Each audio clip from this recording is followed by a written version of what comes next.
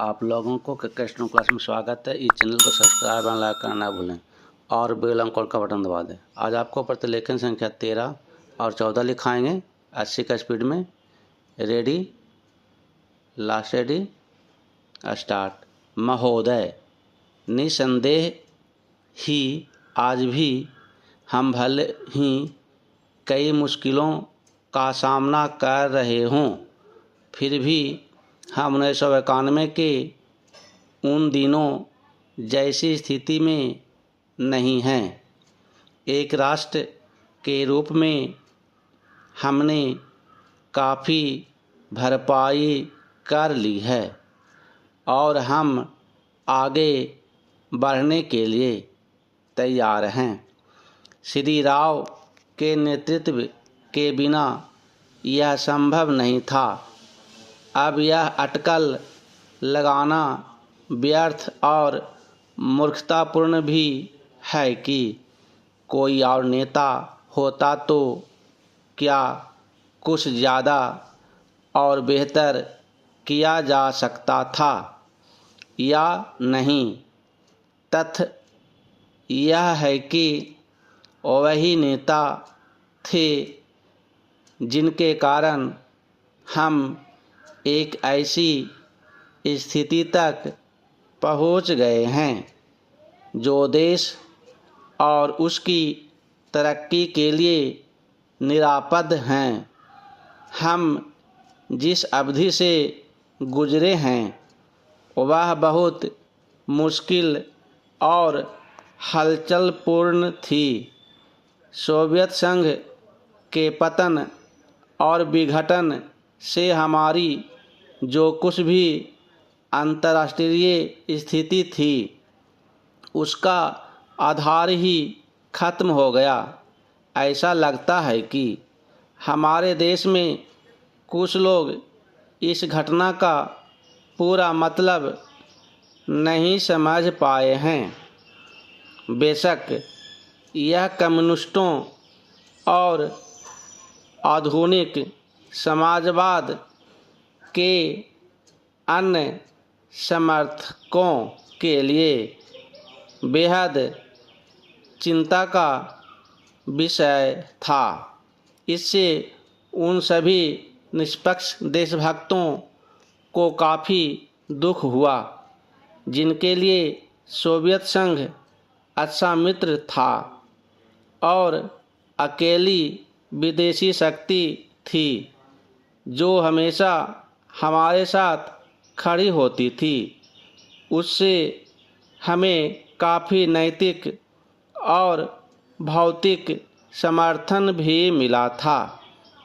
हमारे देश में सोवियत संघ के तमाम मित्रों में भी सभी लोग यह नहीं समझ पा रहे हैं कि आर्थिक, वैज्ञानिक और प्रौद्योगिकी के हिसाब से इसका क्या मतलब था और है।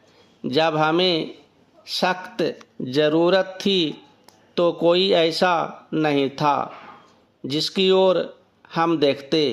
घबराने और अपने देश को दिवालिया राष्ट्र घोषित करने के बजाय प्रधानमंत्री ने मुश्किलों का डटकर मुकाबला किया। हमें इस संकट से निकालने की व्यवस्था की और साहस के साथ देश को एक नए आर्थिक रास्ते पर अग्रसर किया। Para change. कांग्रेस ने अपने चुनाव घोषणा पत्र में इसकी मोटी रूपरेखा न बना ली होती तो बेशक यह संभव न हो पाता। इस घोषणा पत्र के मुख्य निर्माता स्वयं राजीव गांधी थे और इसे तैयार करने में श्री राव उनके मुख्य सहायक थे। देश को संकट से उबारने और नए आर्थिक रास्ते पर ले जाने में बेशक मनमोहन सिंह की देशभक्ति, विद्वत्ता और ख्याति महत्वपूर्ण कारण थे। नई आर्थिक नीति जनता के हित में नहीं है। इस काल्पनिक तथ्य को लेकर काफ़ी हंगामा मचाया जा रहा है। इसके उलट अगर उसे अपेक्षित ढंग से लागू नहीं किया जा रहा है तो इसकी वजह यह है कि जनता के नाम पर हर तरह की आंशिक और कॉरपोरेट मांगें पूरी की जा रही है। प्रधानमंत्री ने दो महत्वपूर्ण तरीकों से नई आर्थिक नीतियां बनाने में अपना योगदान दिया है। सबसे पहले तो उन्होंने नई नीति लागू करने के लिए मध्यम मार्ग अपनाने पर जोर दिया है। नए आर्थिक कार्यक्रम को लागू करने में उन्होंने जो दूसरा महत्वपूर्ण योगदान किया है वह है इसके पक्ष में राष्ट्रीय सहमति बनाना। Para change. महोदय, हमारे देश में राजनीतिक विचारों में जितनी भिन्नता है उसके मद्देनज़र यह एक असाधारण बात है, जबकि इनमें से ज़्यादातर लोग यही ठाने रहते हैं कि चाहे जो हो और जो भी मुद्दा हो उन्हें विरोध करना है। चुनावों में झटकों और यदाकदा टेढ़े मेढ़े रास्तों के बावजूद प्रधानमंत्री के नेतृत्व में जो नई आर्थिक नीति बनाई गई है उसे राष्ट्रीय स्तर पर स्वीकार कर लिया गया है। माकपा से लेकर जनता दल और भाजपा तक आर्थिक क्षेत्र में मूलभूत सुधार के अलावा पंजाब में नाटकीय बदलाव आया है। बंदूक की लड़ाई की जगह अब पूरी तरह बैलेट की लड़ाई ने ले ली है। उस प्रदेश की जनता के लिए यह दूसरी आज़ादी से कुछ कम नहीं है। असम और उत्तर पूर्व के कई हिस्सों में भी ऐसे बदलाव आए हैं, हालांकि वे पंजाब जैसे नहीं हैं। ऐसा समझना कि आतंकवाद का खतरा टल गया है बेशक गलत होगा, पर जो सफलताएं हमने पाई है उन्हें स्वीकार न करना कम गलत नहीं होगा।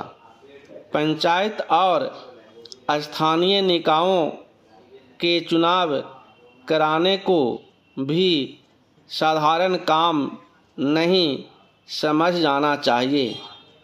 इस कदम से महात्मा गांधी के सपने और दिवंगत राजीव गांधी की लोकतंत्र के लिए प्रतिबद्धता फलीभूत हुई है। यह संविधान की अपेक्षाओं के अनुरूप लोकतांत्रिक क्रांति को आगे बढ़ाने का प्रतीक है। इससे हमारे राष्ट्र का लोकतांत्रिक आधार मजबूत हुआ है। Para change. हिंदुत्व के घटते उन्माद का ध्यान रखना भी उतना ही महत्वपूर्ण है। भाजपा और शिवसेना को चुनावी सफलता भले ही मिल गई हो, पर राष्ट्रीय स्वयंसेवक संघ का नेतृत्व भी मानता है कि उसका मुख्य कारण कुछ राज्यों में भ्रष्टाचार, बढ़ती कीमतों, बेरोजगारी आदि जैसी सामान्य समस्याओं से निपटने में कांग्रेस सरकार की नाकामी थी, न कि सांप्रदायिक भावनाएं। हिंदू सांप्रदायिकतावाद में स्पष्ट कमी आना बहुत बड़ी राष्ट्रीय उपलब्धि है। इन सबसे महत्वपूर्ण है सार्वभौमिक मामलों में भारतीय व्यक्तित्व का फिर से उभरना। इसके आयाम हमारे विदेश संबंधों में आर्थिक अंश की वृद्धि से कहीं अधिक हैं। चीन से संबंध लगातार समान होते जा रहे हैं। भारत ईरान संबंध फिर कायम हो गए हैं। इसी तरह दक्षिण अफ्रीका के साथ परस्पर लाभ के सहयोग की गई संभावनाएं बनी हैं। अमेरिका और अन्य विकसित पूंजीवादी देशों से सहयोग बढ़ाने की दिशा में समुचित ध्यान दिए जाने के बावजूद किसी भी मसले पर हम नहीं झुके हैं। समर्पण की बात तो दूर है, इसमें आर्थिक संबंधों के महत्वपूर्ण स्वरूपों के अलावा रक्षा का क्षेत्र भी शामिल है। इसका सबसे ताज़ा उदाहरण है परमाणु अप्रसार संधि के मामले में हमारा अपनी नीति पर कायम रहना, जबकि इसके लिए हम पर कई दिशाओं से भारी दबाव डाला गया।